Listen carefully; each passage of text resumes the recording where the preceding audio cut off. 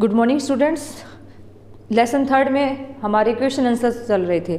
अब हमारा next question है यौगिकों के सूत्र इकाई द्रव्यमान निकालने। क्लास है हमारी 9th, सब्जेक्ट रहेगा साइंस। नेक्स्ट क्वेश्चन है हमारा यौगिकों के सूत्र इकाई द्रव्यमान निकालने हैं। जैसे पहला क्वेश्चन है हमारे पास दिया हुआ है जिंक ऑक्साइड ZnO, नाम है इसका जिंक ऑक्साइड। Zn प्लस 2 आवेश होता है, ऑक्साइड माइनस 2 आवेश, दोनों से यानी समान अनुपात को हम यौगिक के सूत्र में प्रयोग नहीं करते, तो यहाँ यौगिक क्या बनेगा हमारे पास ZnO। इस प्रकार से बनेगा। सूत्र इकाई का मतलब है कि यौगिक जिस इकाई से या यौगिक का जो संगठन है उसमें प्रत्येक परमाणु के द्रव्यमान का कुल योग उस यौगिक का क्या कहलाता है, सूत्र इकाई द्रव्यमान। जैसे हम देखते हैं जिंक का द्रव्यमान और हमें यहाँ क्या देखना है, ऑक्सीजन का। तो ऑक्सीजन का द्रव्यमान तो बच्चों आपको मैंने 1 से 20 तत्वों के द्रव्यमान याद करवाए थे, उसमें आपको याद होगा कि 16 ग्राम लिखें या हम 16 यूनिट लेते हैं। जिंक है, अगर ऐसा कोई तत्व आएगा जो 20 के बाद आने वाले हैं उन तत्वों का द्रव्यमान आपको क्वेश्चन में दिया जाएगा। जैसे दिया गया है जिंक का है 65U या 65 इकाई। तो इससे हमें ZnO का जब हम सूत्र इकाई द्रव्यमान निकालेंगे तो यहाँ हमारे पास होगा 65 इकाई द्रव्यमान प्लस 16 इकाई द्रव्यमान। अब दोनों का आपको क्या करना है, यहाँ टोटल करना है। तो यहाँ आपके पास क्या होगा, 6 और 5 11 हो जाएंगे, 7 और 1 8 81 यूनिट हो जाएगा हमारे पास जिंक ऑक्साइड का सूत्र इकाई द्रव्यमान। सेकंड क्वेश्चन है हमारे पास सोडियम ऑक्साइड। सेकंड क्या है आपके पास, सोडियम ऑक्साइड। अब सोडियम ऑक्साइड है, यौगिक बना है आपके पास Na+ और O-2 से, तो यहाँ से आवेश Na2O के रूप में रहता है। अब इसका सूत्र इकाई द्रव्यमान निकालने के लिए सोडियम का द्रव्यमान आपके पास कितना है, 23 यूनिट, और ऑक्सीजन का कितना है, 16 यूनिट। सूत्र को देखते हुए यहाँ सोडियम के 2 परमाणु हैं तो यहाँ 23 गुणा में 2 प्लस ऑक्सीजन का 1 परमाणु है तो यहाँ 16 यूनिट। अब आप देखेंगे 46 प्लस 16 यूनिट तो आपके पास कितना हो गया, 12 और 5 और 1 6 62 यूनिट। ये हमारे पास सूत्र इकाई द्रव्यमान किसका आ जाएगा, सोडियम ऑक्साइड का। थर्ड है हमारे पास क्वेश्चन है पोटेशियम कार्बोनेट। थर्ड क्वेश्चन क्या है, पोटेशियम कार्बोनेट। पोटेशियम कार्बोनेट में आप देखिए आपके पास कौन कौन सी इकाई है। पोटेशियम है, पोटेशियम का द्रव्यमान होता है 39 इकाई। कार्बन का हमारे पास होता है 12 यूनिट और ऑक्सीजन का होता है 16 यूनिट। जब आपको यहाँ से कुल द्रव्यमान निकालना है तो पोटेशियम की संख्या 2 है तो 39 गुणा में 2 प्लस कार्बन के लिए 12 प्लस ऑक्सीजन के लिए 16 गुणा में 3। अब आप देखिए 39 को आप 2 से गुणा कीजिए तो आपके पास यहाँ कितना आ जाएगा, 78 unit plus 12 unit plus 48 unit. अब तीनों का आप योग करेंगे तो आपके पास यहाँ पोटेशियम कार्बोनेट का सूत्र इकाई द्रव्यमान आ जाएगा।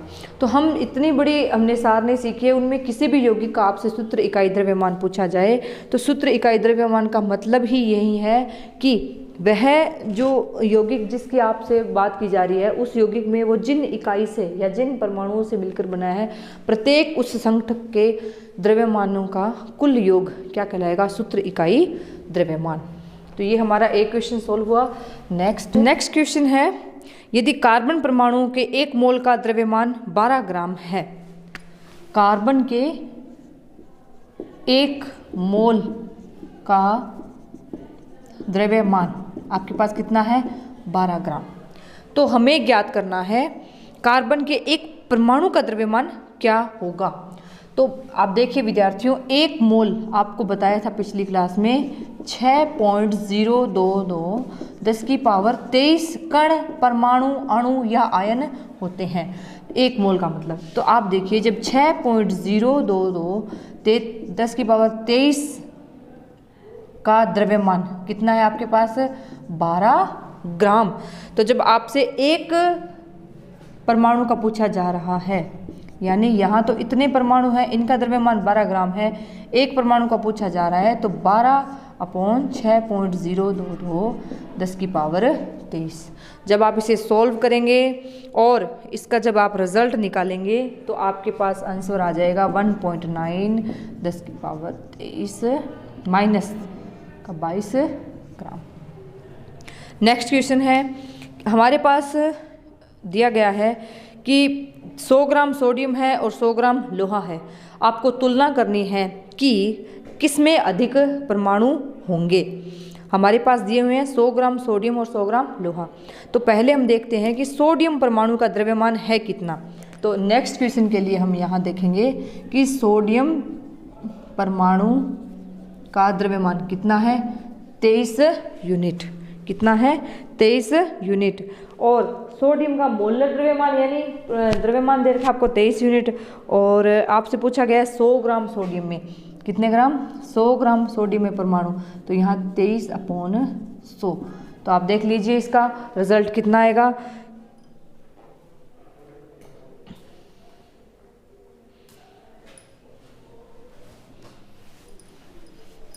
हमें प्रश्न में दिया गया है कि हमें निकालना है 100 ग्राम सोडियम में कितने परमाणु होंगे। तो सबसे पहले हम देखते हैं कि सोडियम का मोलर द्रव्यमान या परमाणु भार कितना है, 23 यूनिट। कितना है, 23 यूनिट। तो 100 ग्राम में हम जब निकालेंगे मोल्स कितने होंगे, या 100 ग्राम सोडियम के कितने मोल हैं। तो मोल निकालने के लिए हम क्या करते हैं, मोल होता है n, मोल क्या होता है n, और n बराबर होता है परमाणु का दिया गया द्रव्यमान अपॉन में परमाणु का मोलर द्रव्यमान। किसी भी परमाणु के मोल निकालने हो, n स्मॉल n निकालना हो, तो दिया गया द्रव्यमान कितना है सोडियम का, 100 ग्राम, और मोलर द्रव्यमान कितना है, 23 ग्राम निकाल सकते हैं। बात की जाए आयरन की, आयरन का दिया गया द्रव्यमान कितना है क्वेश्चन में आपको, 100 ग्राम। ये भी कितना दिया गया है, 100 ग्राम। अब आयरन के मोल कितने हो जाएंगे, दिया गया द्रव्यमान 100 ग्राम, और आयरन का मोलर द्रव्यमान कितना है, मोलर द्रव्यमान कितना होता है आयरन का, 56 ग्राम। तो जब 56 ग्राम आप इसमें डिवाइड करेंगे तो आपके पास यहाँ दोनों का आपके पास रिजल्ट आएगा, यहाँ आएगा 4.3 मोल, और यहाँ आपके पास आएगा 1.7 मोल। तो अब बताइए किसमें ज़्यादा परमाणु हैं, सोडियम में परमाणुओं की संख्या है आयरन के 100 ग्राम से अधिक होगी। तो ये थे हमारे पाठ्य पुस्तक में दिए हुए क्वेश्चन।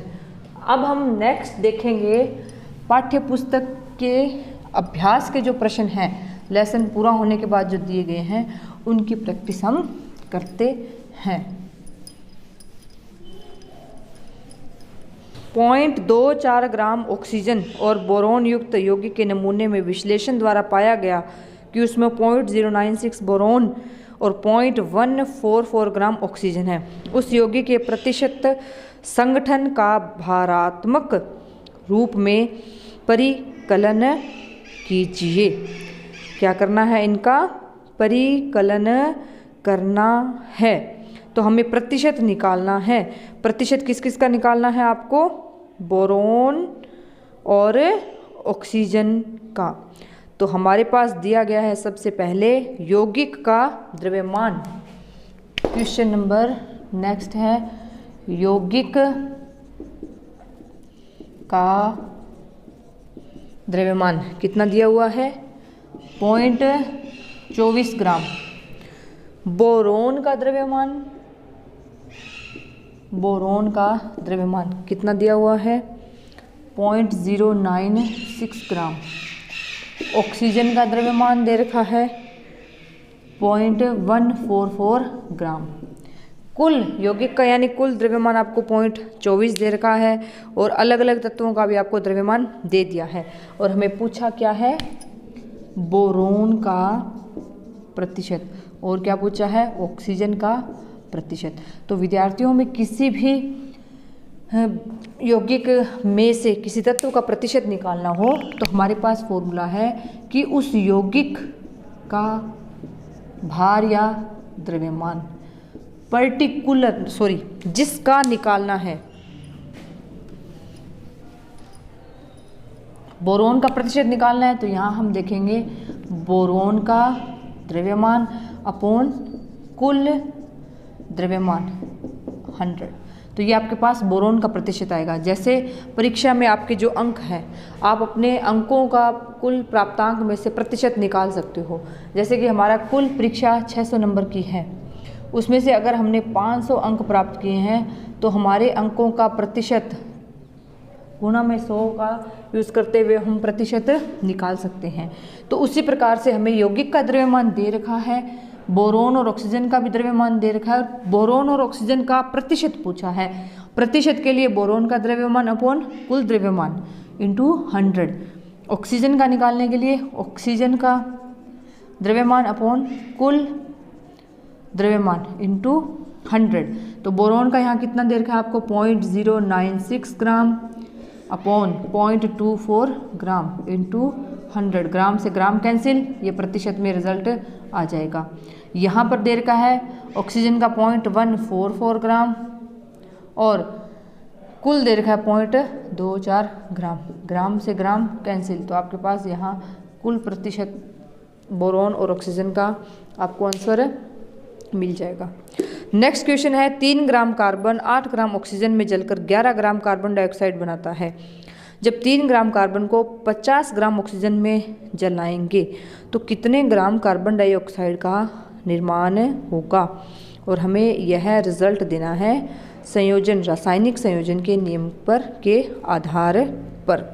तो देखिए विद्यार्थियों, जब 3 ग्राम कार्बन और 8 ग्राम ऑक्सीजन 11 ग्राम CO2 निर्मित करते हैं तो 3 ग्राम कार्बन और 50 ग्राम ऑक्सीजन है, दोनों मिलकर कार्बन डाइऑक्साइड तो कितने ग्राम उत्पन्न करेंगे, हमेशा 11 ग्राम ही उत्पन्न करेंगे, क्योंकि स्थिर अनुपात का नियम कहता है कि किसी यौगिक में तत्व हमेशा एक निश्चित अनुपात में ही संयोग करते हैं।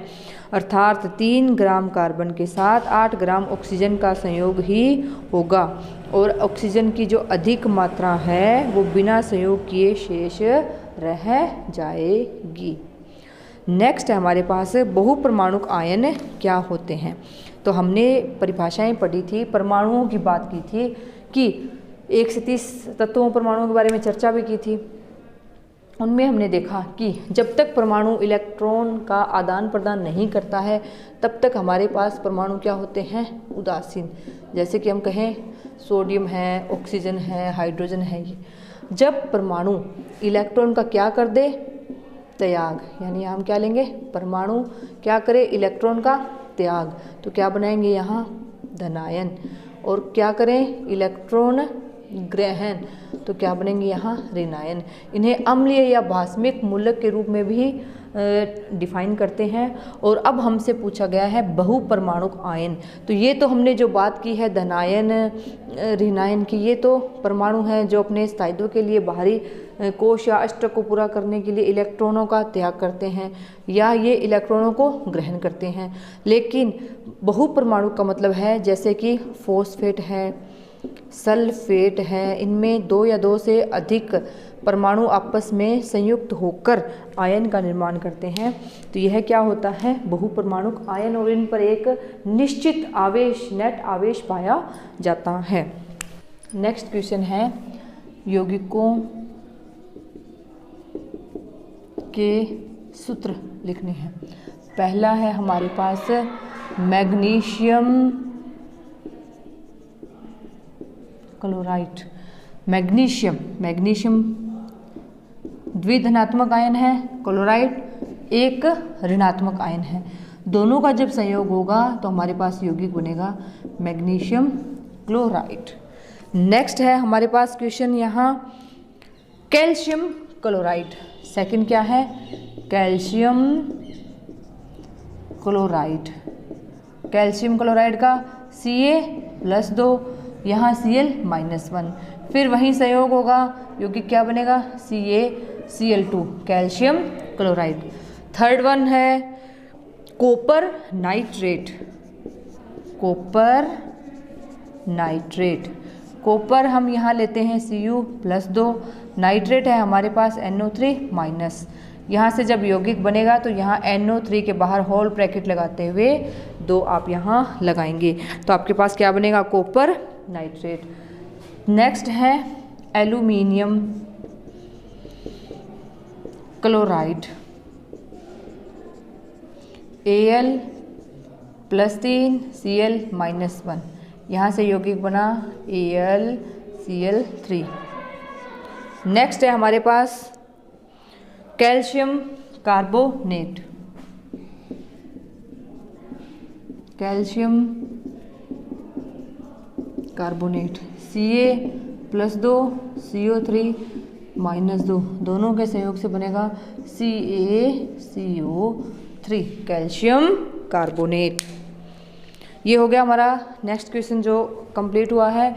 फिर से देख लीजिए, मैग्नीशियम क्लोराइड Mg+2 Cl-1, यौगिक बन गया MgCl2। कैल्शियम क्लोराइड, कैल्शियम पर द्विधनात्मक ion +2 Cl-1 CaCl2। Copper nitrate +2 -1 है तो कॉपर नाइट्रेट NO3 के बाहर होल ट्वाइस लगेगा, क्योंकि जब भी यहाँ 2 लगेगा, अगर यहाँ बहुपरमाणुक आयन होता है तो उस पूरे आयन के बाहर यहाँ होल ब्रैकेट लगाते हुए ही हम 2 या 3 लगाएंगे।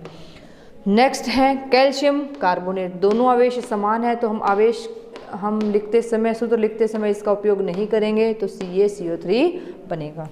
नेक्स्ट आपके पास क्वेश्चन है, निम्नलिखित यौगिकों में विद्यमान तत्वों के नाम लिखिए। देखिए, भुजा हुआ चूना, आपको मैंने 20 यौगिकों के नाम, उनके रासायनिक सूत्र और सामान्य नाम बताए थे, तो ये एक वहीं से उठाया हुआ यौगिक है, भुजा हुआ चूना है। सूत्र होता है कैल्शियम हाइड्रोक्साइड, यानी रासायनिक नाम हो गया कैल्शियम हाइड्रोक्साइड। इसमें उपस्थित तत्व, तो इसमें एक तत्व कौन सा है, कैल्शियम है, एक कौन सा है, ऑक्सीजन है, और एक कौन सा है, हाइड्रोजन। तो ये हो गया हमारे इस क्वेश्चन का आंसर। पूछा गया है कि दिए गए यौगिक में आप उपस्थित तत्वों के नाम लिखिए। हाइड्रोजन ब्रोमाइड, फॉर्मूला होता है HBr, तो यहाँ तत्व कौन से हैं, हाइड्रोजन ब्रोमाइड। बेकिंग पाउडर, क्या सूत्र दिया है आपको, बेकिंग पाउडर, या हम इसकी जगह लिखेंगे यहाँ बेकिंग सोडा। क्या है ये, बेकिंग सोडा।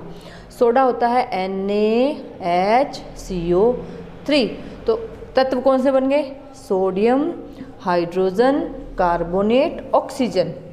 पोटेशियम सल्फेट, क्या बन गया ये, पोटेशियम सल्फेट। तो पोटेशियम सल्फेट में कौन कौन से होंगे, पोटेशियम, सल्फर और ऑक्सीजन।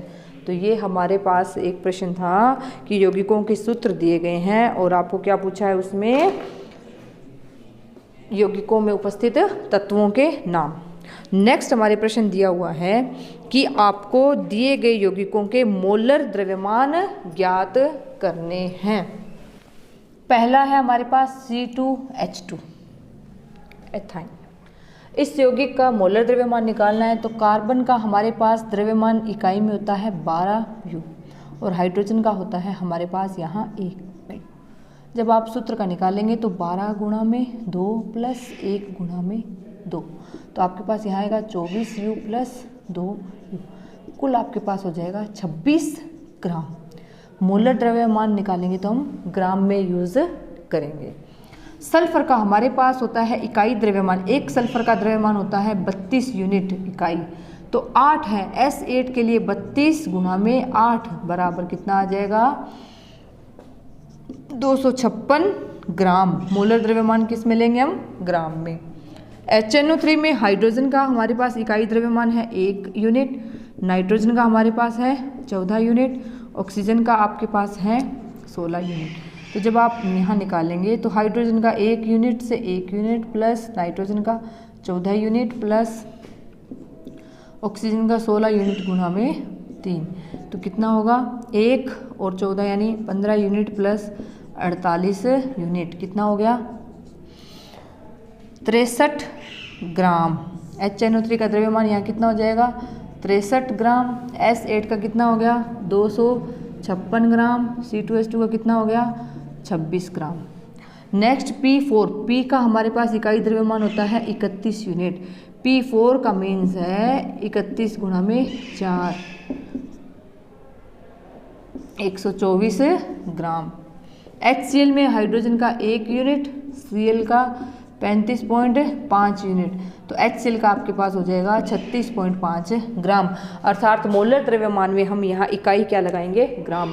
मोलर द्रव्यमान का मतलब यही था कि हम जब किसी तत्व या परमाणु का द्रव्यमान ग्राम में लें तो मोलर द्रव्यमान या ग्राम परमाणु द्रव्यमान कहलाता है।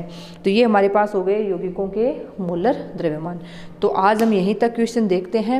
आपका जो यूनिट टेस्ट शुरू होने वाला है इसी चैप्टर से मैं लूँगी और उसमें आपको मैं ये जो जितने भी हमने क्वेश्चन किए हैं इन्हीं क्वेश्चन में से आपका पेपर बनाने वाली हूँ।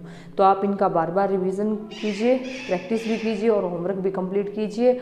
और जैसे ही आपको मैसेज मिलता है आप अपनी नोटबुक चेक भी करवाइए। Thank you.